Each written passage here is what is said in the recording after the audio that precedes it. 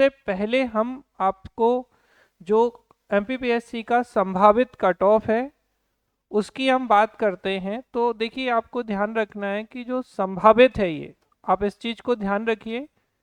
कोशिश की गई है इसमें कि एक प्रॉपर एनालिसिस जो लास्ट ईयर के कट ऑफ रहे हैं उसको देखकर, नंबर ऑफ वैकेंसीज को देखकर, पेपर के जो स्टैंडर्ड है उसको देखकर, इन सारे आधारों पर हमने संभावित कट ऑफ एक जो दिया है उस पर हम लोग बात करेंगे। तो सबसे पहले हम बात करते हैं अनरिजर्व कैटेगरी की।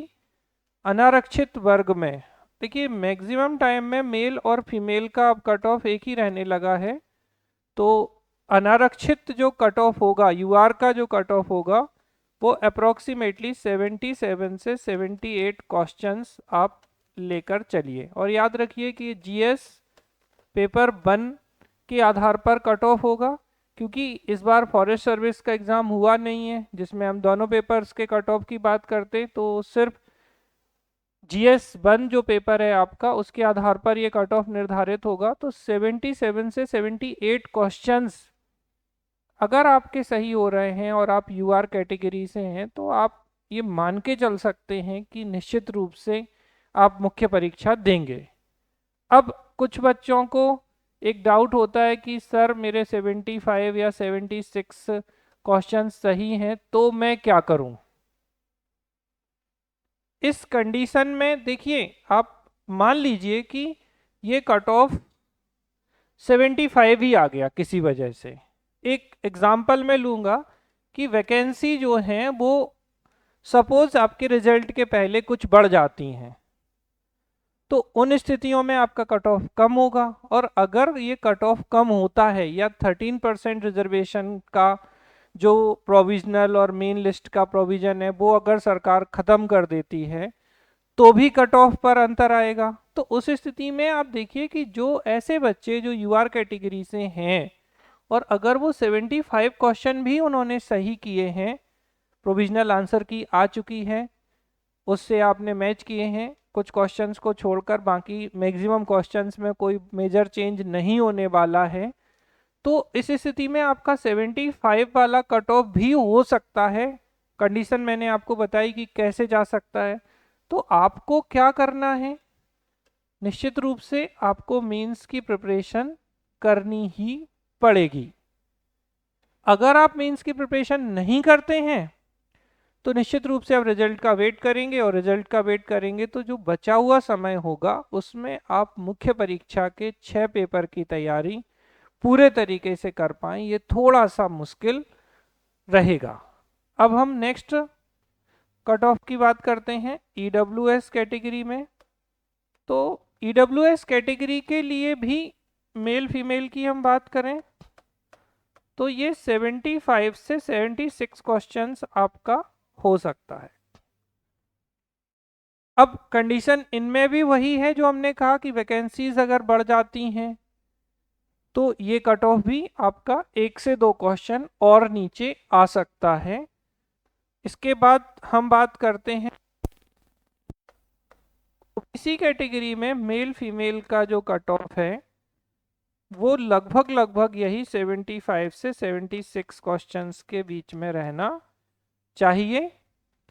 ये कट ऑफ तब और कम हो सकता है अगर 13% जो रिजर्वेशन रिजर्व प्रोविजनल लिस्ट में जाता है अगर उसे समाप्त कर दिया जाता है और पूरा 100% के लिए रिजल्ट आएगा, तो ओबीसी का कट ऑफ इससे भी नीचे चला जाएगा, या फिर नंबर ऑफ वैकेंसीज इंक्रीज कर दी जाती हैं।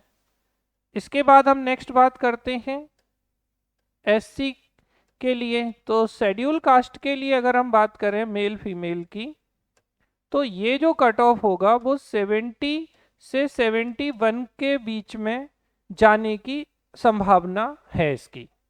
तो 70 से 71 क्वेश्चन अगर आपके सही हो रहे हैं तो आप निश्चित रूप से अपनी मुख्य परीक्षा में जुट जाइए।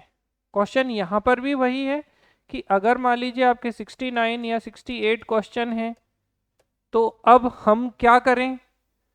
तो अगर आपके इतने क्वेश्चन भी सही हैं और आप ना तो पूरे तरीके से अंदर हैं ना पूरे तरीके से बाहर हैं, तो उन कंडीशंस में भी आपको मुख्य परीक्षा की तैयारी शुरू कर देनी चाहिए, क्योंकि अगर आप मुख्य परीक्षा या मेंस की तैयारी नहीं करेंगे तो रिजल्ट के बाद जो समय बचेगा उसमें आप उतनी तैयारी शायद ना कर पाए।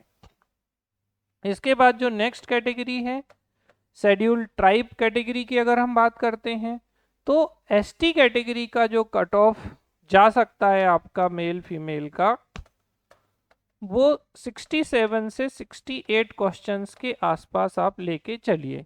गर्ल्स के लिए यहाँ पर हम देखें तो एक आध क्वेश्चन आपका नीचे हो सकता है कि 66 से 67 क्वेश्चंस आपका फीमेल या गर्ल्स के लिए एसटी कैटेगरी में ये जा सकता है। सभी पर एक ही चीज़ लागू होगी कि अगर नंबर ऑफ वैकेंसीज बढ़ती हैं तो हम और इस कट ऑफ को 2 या 3 क्वेश्चन नीचे भी देख सकते हैं।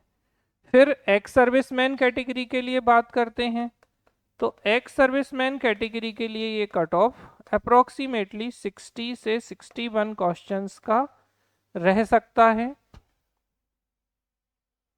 वीएच कैटेगरी या पीएच कैटेगरी के लिए भी हम इसी के आसपास 61 62 क्वेश्चन जो हैं इसकी एक्सपेक्टेशन रख सकते हैं वीएच कैटेगरी के लिए, तो इसको भी आप ध्यान रखिए।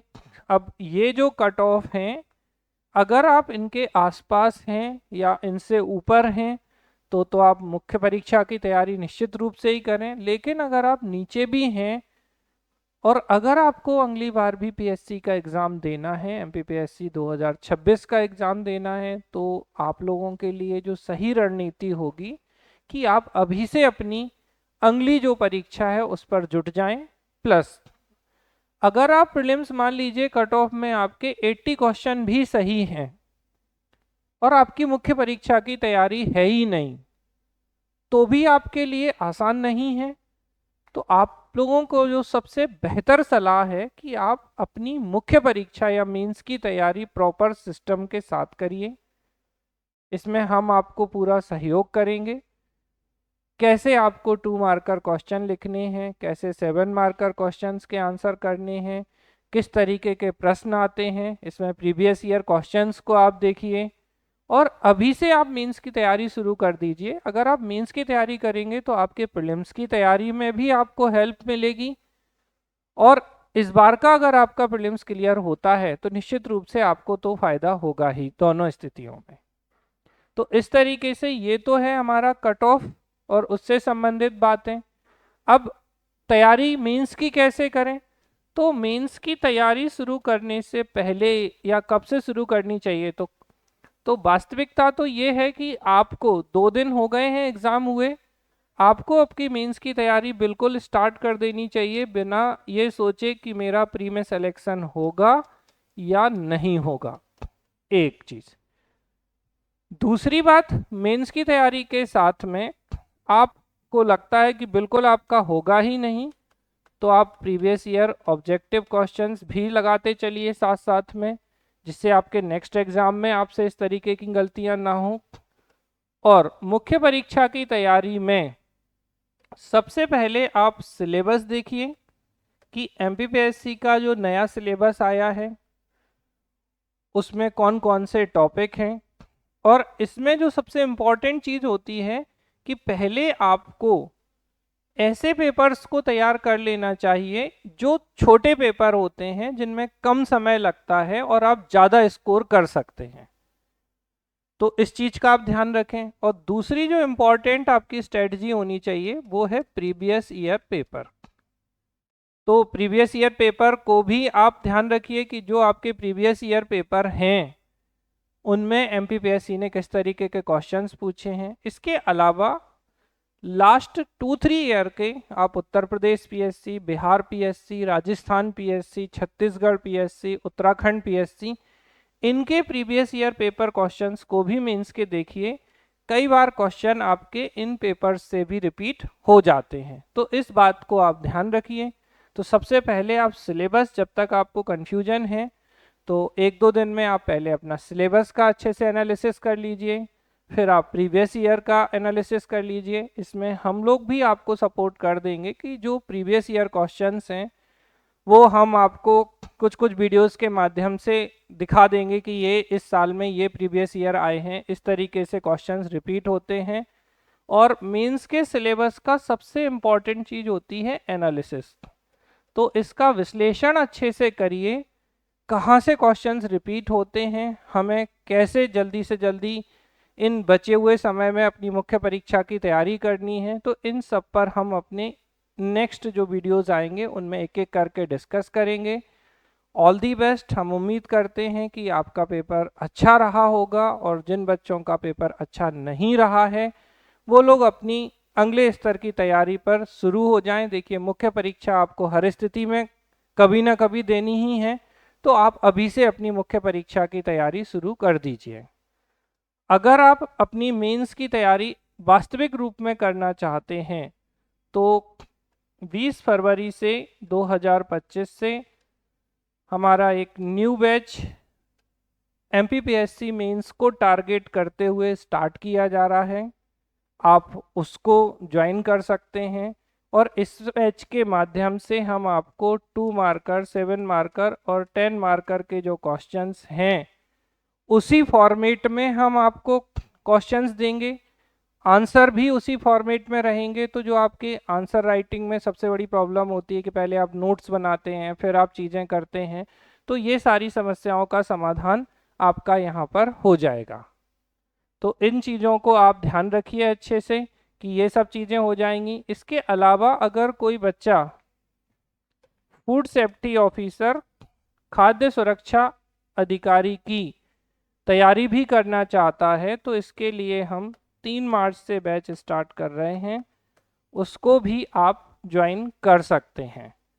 तो thank you so much, all the best. आप अपनी तैयारी अच्छे से कीजिए। Thank you.